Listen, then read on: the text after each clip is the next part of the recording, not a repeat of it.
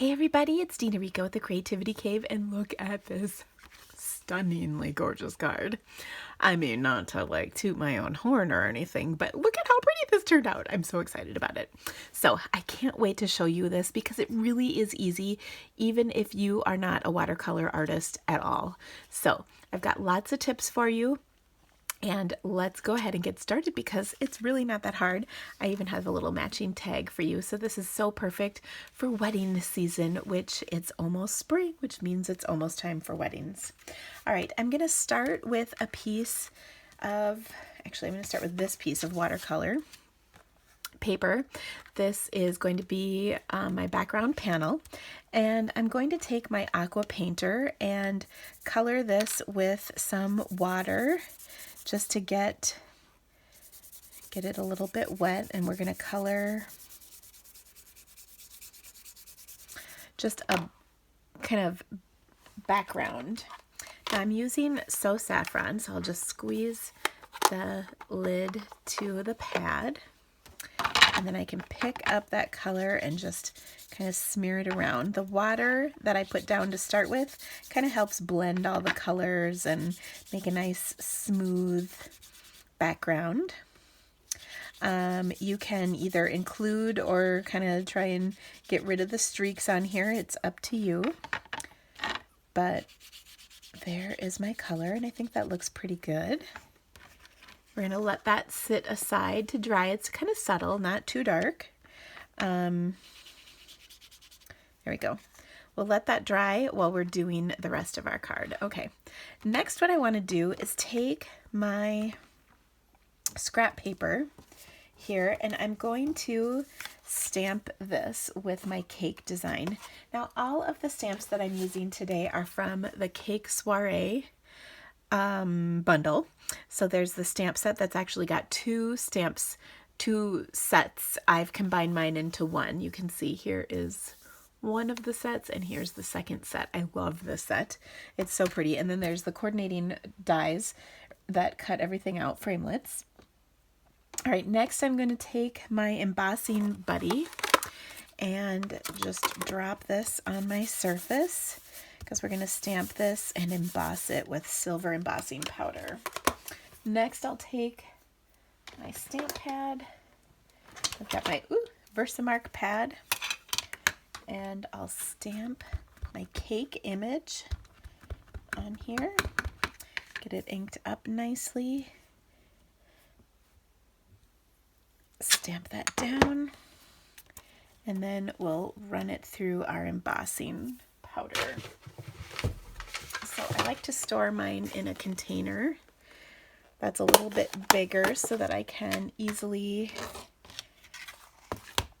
scoop the powder onto my image without any fuss or muss. That looks pretty good. And then of course we'll heat set it. Always cover it back up. That's really good advice.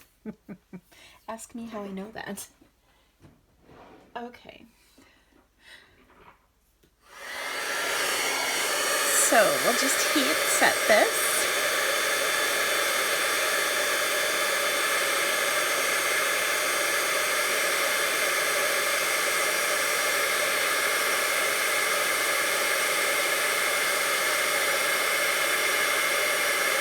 There is just always something magical when embossing powder melts. I don't know what it is. I still remember the first time I did it and how I was just like,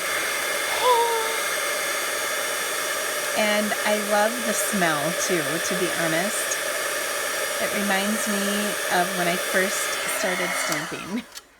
So it's kind of fun, I think. So there we go.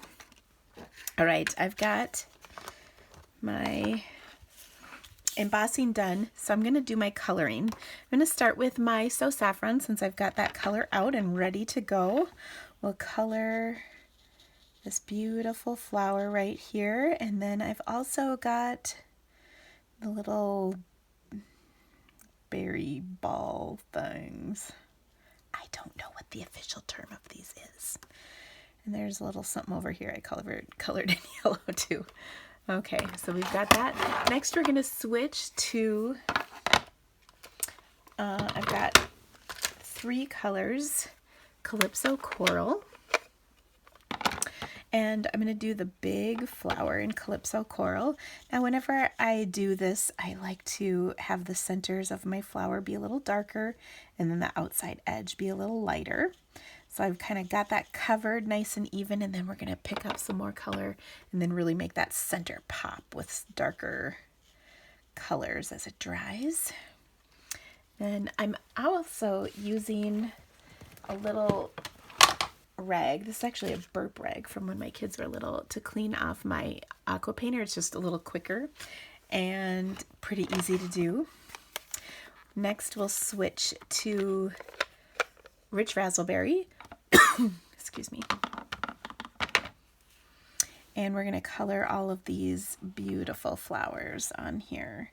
So again, I always want the darkest to be in the center of my flower, and then I can kind of work out from there. And sometimes if you get a darker image than you are anticipating, you can just add a little water. Like this is much darker than I really want it to be.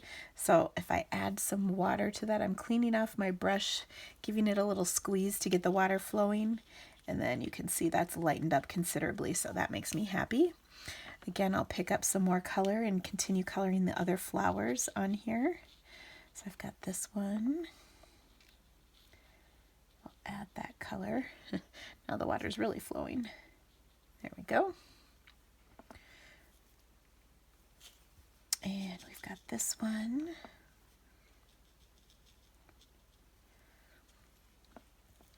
And this one is so pretty.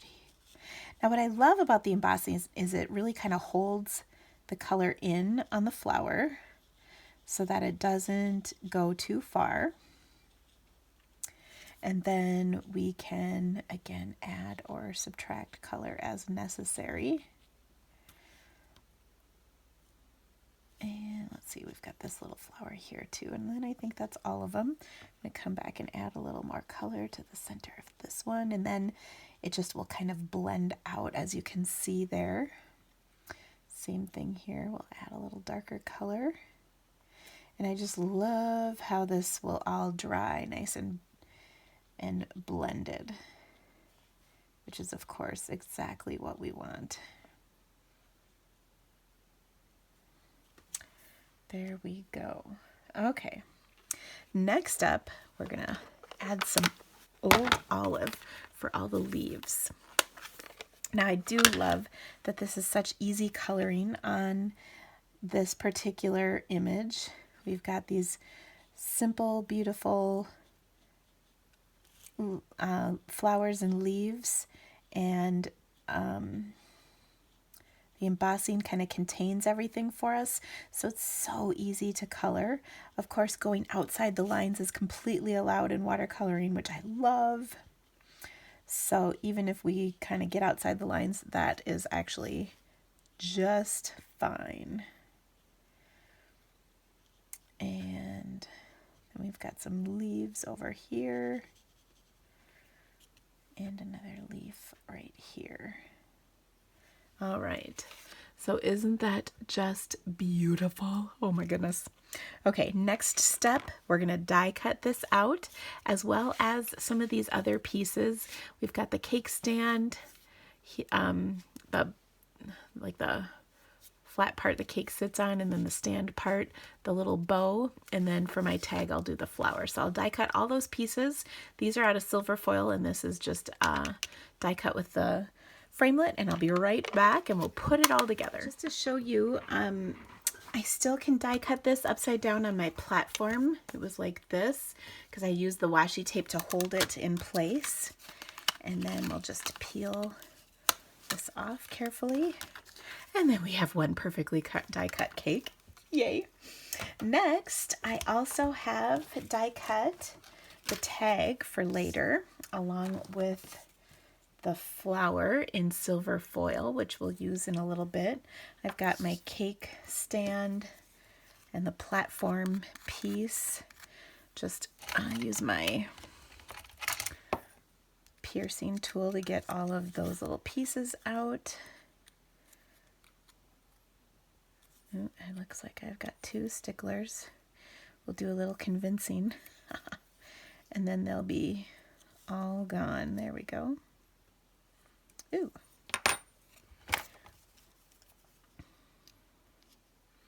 This piece didn't cut quite all the way through, so I'm just going to snip it. That normally has not happened with this piece, which I love. I think the silver foil kind of has like a backing on it that wreaks a little havoc. All right, I've also got my little bow. And then I even die cut a little flower, or I'm sorry, a little leaf out of this vellum. And we're going to use that on our tag as well. So, all right. Now the assembly is so easy, of course. Now, if you remember, we did our coloring on our background piece earlier. I'm just kind of brushing this off because there was a few little pieces of lint on here. But this is all dry now, so I'm going to kind of help position this by working from the bottom up and making sure that there's room for everything. Now, if I remember, I actually took and snipped off the extra length on my cake stand because I didn't want it to be quite so tall, so I sort of did that. And then I'm going to pop my cake up right on top and then add my bow. So I'm just checking to verify that the spacing on this is all okay. And of course it is. So I'll take and adhere this down. I'll use Fast Fuse to start with. Got that right here. Then I'll put another line of Fast Fuse right there. And I'm just kind of positioning it right over so there's no overlap. And then I want to pop this layer up. So I'll use a few dimensionals for that. So pretty. Now this all is got a little bit of curl to it because we did both embossing and watercoloring. So bear with that. It's not bad, but look at how pretty that is. Oh my gosh. Okay, and then we'll take and glue dot this little bow to the top of our cake to decorate. And of course, this could be any kind of card. It could be a birthday, or in my vision of this was for a wedding. So we'll take and adhere this to a layer of silver foil. Now, if I would have been smart, I would have die cut those pieces out of the center of the silver because of course we're just going to cover it up with our cardstock panel here, but I didn't do that. I used scraps, so it's all good. So we've got that, so pretty. And then I'll just mount this to a So Saffron card base. So it's really beautiful, so springy or summery. It'll be perfect for a wedding, but would work wonderfully for a birthday as well. Like if you had a birthday at with a garden party, I don't know about you, but I get invited to garden party birthdays all the time. So you can do whatever sentiment you'd like on this. All right, let's do the tag because that's really easy as well. I die cut my tag out of my watercolor paper. That'll give me the best results for sure. I'll take that So Saffron ink again and just create my background just like I did on my other card. So I'll wet it down a little bit, add my color on here like so. The darker or more ink you add, the darker it will turn into on your tag. Okay. We can even heat it up to speed the process up.